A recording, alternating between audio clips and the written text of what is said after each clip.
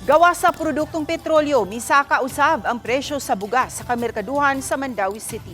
Matod sa mga manindahay, napugos sila sa pag-aumento sa presyo tungod usab sa aumento nga gipatuman sa ilang mga supplier. Ang detalye sa report ni Nico Sereno. Wa pa kuno ang tensyon karong bag-o sa Middle East, doon na pagsaka sa presyo sa pipila ka basic commodities. Sama sa Mandawi City Public Market.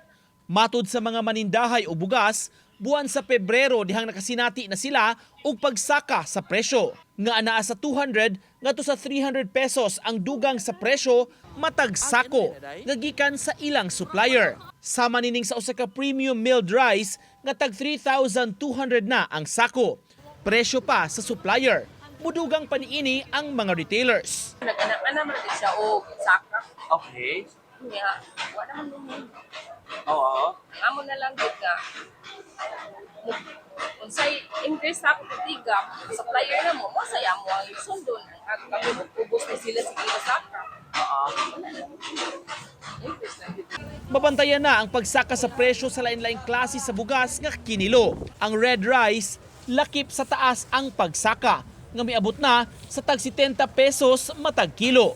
Bisan ang mais, sama nining numero 16, taas usab ang aumento. Kung sa una kapin sa 30 rang presyo, karon mapalit na sa dulan 50 kada kilo.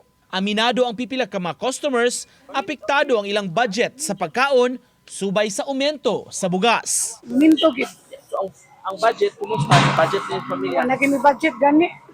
Mapiktungan po. Oh, picturean gid. Siguro na lang mga bata, sir. Okay, para? Oh, para makuan ta baka nang makasibsib. Mga bata na siguroon. Kita mas kaon lang tag pan.